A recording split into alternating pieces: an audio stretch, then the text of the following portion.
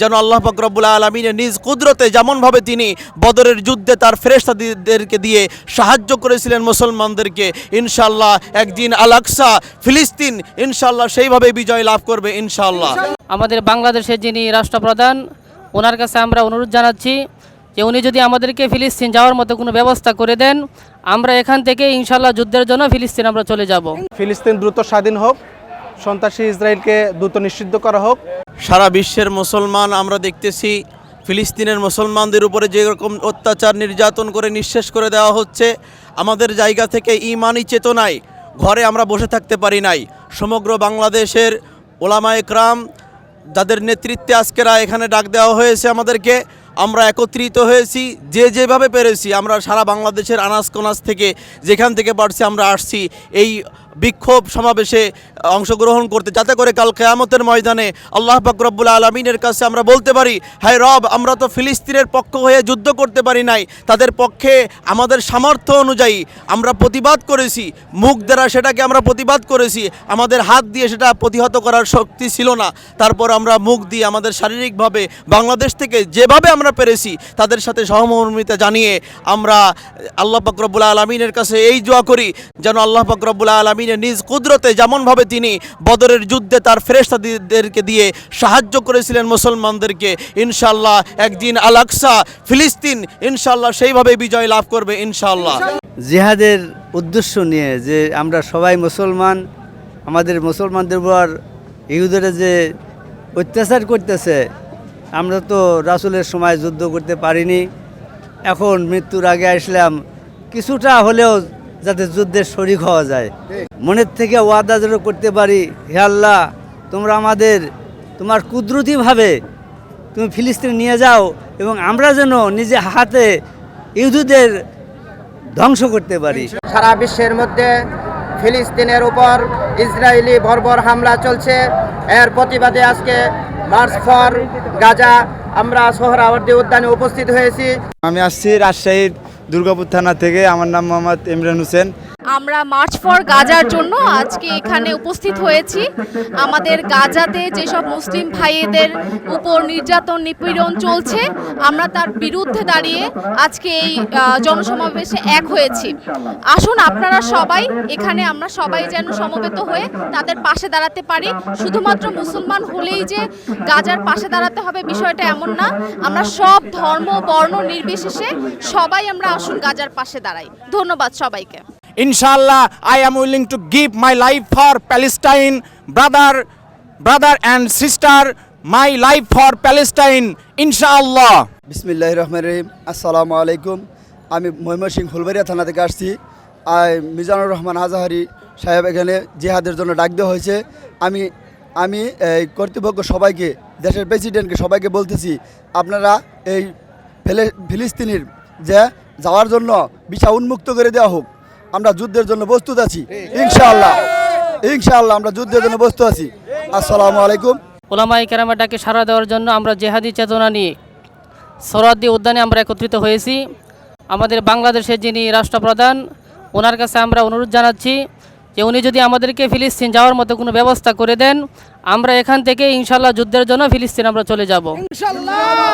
এবং যারা ইহুদি, এরা মুসলমানদের দুশমন। আল্লাহ তাআলা কোরআনের বহু পাতায় পাতায় কথা বলেছেন।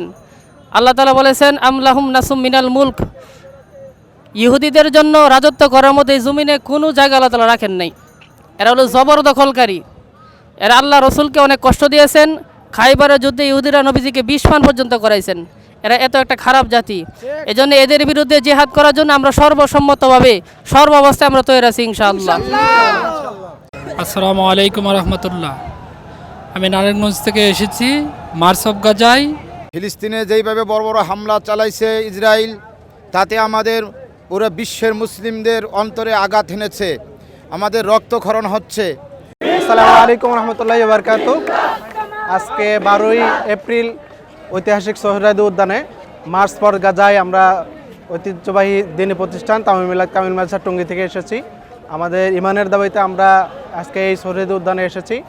তো আমাদের সারা বিশ্বে সবার একটাই দাবি, ফিলিস্তিন দ্রুত স্বাধীন হোক, সন্ত্রাসী ইসরায়েলকে দ্রুত নিষিদ্ধ করা হোক, তাদেরকে তাদের যে অবস্থান সেই অবস্থান থেকে তারা দ্রুত সেখান থেকে ফিরে আসুক এবং সারা পৃথিবীর মুসলিমরা ঐক্যবদ্ধভাবে সেই ফিলিস্তিনিদের মুক্তির দাবিতে আমরা সংগ্রামে নেমেছি।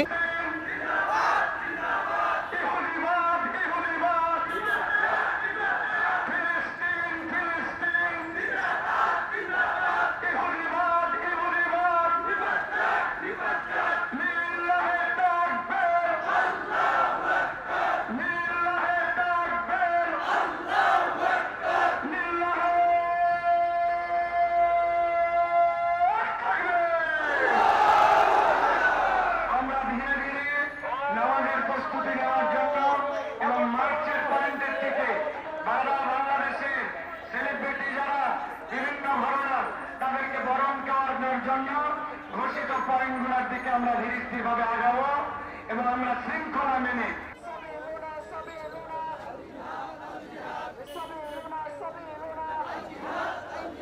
দুনিয়ার মুসলিম এক হও লড়াই করো, দুনিয়ার মুসলিম মুসলমানের অ্যাকশন, ডাইরেক্ট অ্যাকশন,